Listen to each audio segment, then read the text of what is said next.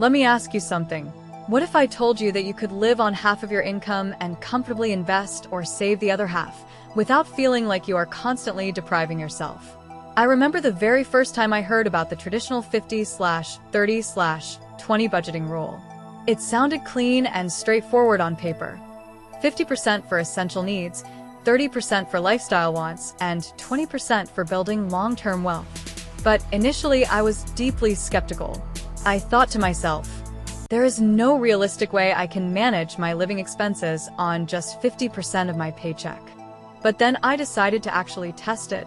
I tracked every single transaction for 30 days, made strategic, frictionless adjustments, and within 90 days, I was living comfortably on exactly 50% of my net income while saving the rest. The most surprising part was that I never felt like I was enduring extreme sacrifice. I was simply being intentional about where my capital was directed. Today, I am going to walk you through the exact 5-step framework to achieve this financial milestone and completely transform your relationship with money. Let me show you how it works. Step 1. Understand the mechanics of the 50/30/20 rule. The 50/30/20 rule is a foundational budgeting framework that categorizes your after-tax income into 3 distinct pillars: 50% allocated toward absolute obligations, 30% reserved for discretionary lifestyle desires, and 20% directed into wealth accumulation and debt elimination. It provides a structured balance between meeting current needs, enjoying life today, and securing long-term financial freedom. When I sat down and audited my bank statements for the first time, I discovered a stark reality. I was spending 65% of my earnings on basic overhead and saving barely 5%. That realization served as a major financial wake-up call. The true power of this framework lies in treating the 50/30/20 proportion as a baseline, not a ceiling. The overarching goal is to systematically push your savings rate higher toward 30, 40, or even 50%, without feeling impoverished. In practical terms, your needs encompass non-negotiable living expenses, rent or mortgage payments, basic grocery staples, utilities, insurance policies, and minimum debt commitments. Your wants represent flexible lifestyle choices: restaurant dining, streaming subscriptions, entertainment, travel, and personal hobbies. Finally, your savings category represents investments in your future self: high-yield emergency vaults, retirement contributions, index fund portfolios, and principal debt paydowns. While some aggressive financial models advocate for living on 20% and saving 40%, the 50/30/20 framework offers a realistic entry point. The key is maintaining adaptability.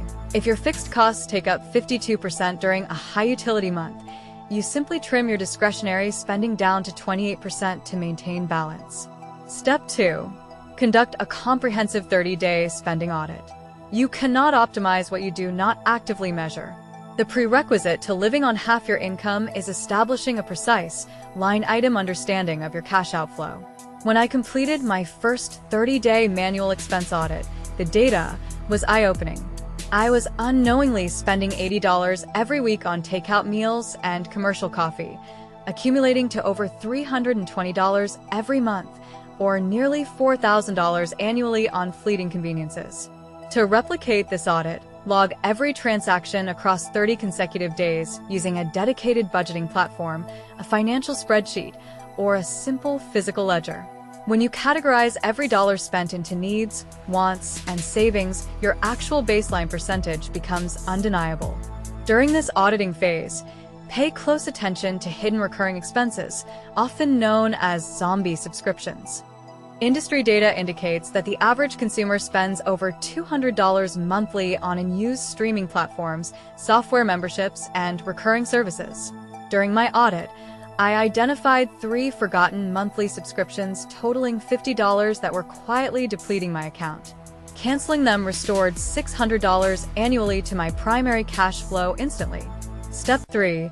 Reduce your fixed needs without lowering your living standard. The most common misconception about lowering essential expenses is that it requires extreme lifestyle downgrades, such as moving into inadequate housing or cutting out proper nutrition. In reality, optimizing fixed costs is about negotiating market rates and eliminating operational inefficiencies. When I audited my housing overhead, I gathered local rental market comps and formally negotiated with my landlord, securing a $100 monthly reduction on my lease renewal, saving $1,200 annually without changing my living situation. Apply this same strategic approach to all long-term fixed obligations. Call your internet provider, auto insurance carrier, and mobile phone network to request promotional rates or match competitor pricing. Switching my vehicle insurance policy and adjusting my cell phone plan saved me over $350 annually without reducing service quality. Additionally, examine energy consumption habits and everyday grocery purchasing. Transitioning from name-brand consumer goods to store-brand staples reduces monthly grocery costs by roughly 15 to 20% without sacrificing quality. Combining these incremental adjustments yields massive structural reductions in your baseline living costs. Step 4. Optimize discretionary spending with intentional prioritization. Trimming discretionary wants is not about eliminating joy from your life. It is about eliminating mindless spending on items you do not truly value, so you can fund what actually matters to you. When I reduced my discretionary category from 40% down to 25%, my overall quality of life actually improved because I eliminated low-value impulse purchases, like daily takeout or online novelty buying, and redirected those funds toward meaningful experiences, like travel and quality meals with friends. Adopt practical behavioral friction strategies to curb impulse purchases, such as the 30-day rule. When you feel the urge to purchase a non-essential item over $50, force a mandatory 30-day waiting period. In most cases, the initial emotional impulse fades, allowing you to retain the capital. Furthermore, look for cost-effective alternatives to social activities. Hosting dinner parties instead of frequenting high-end restaurants or leveraging community libraries for digital media offers equal satisfaction at a fraction of the commercial cost. Step 5. Automate your savings and investment pipeline.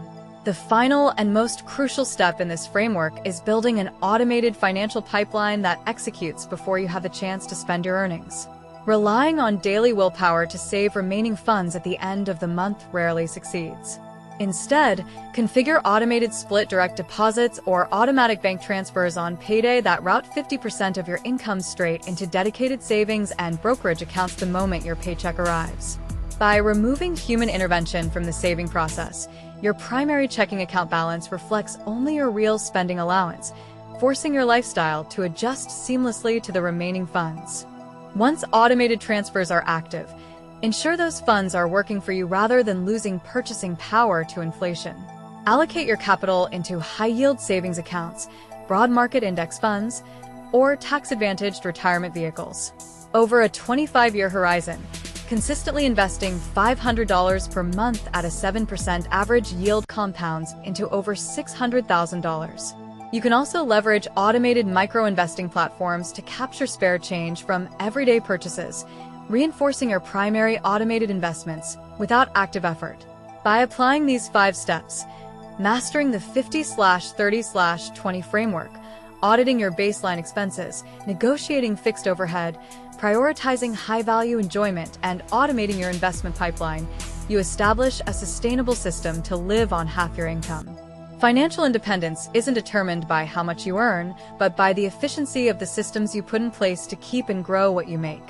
If you found these practical financial breakdowns helpful, please hit the like button, subscribe to the channel, and activate the notification bell so you never miss a guide. Special thanks to our supporters: Sarah J., Mike R., Emma W., Carlos M., and Alex K. Your continued support makes these financial guides possible every single week. Thank you so much for watching, Budget Smart, and I will see you in the very next video.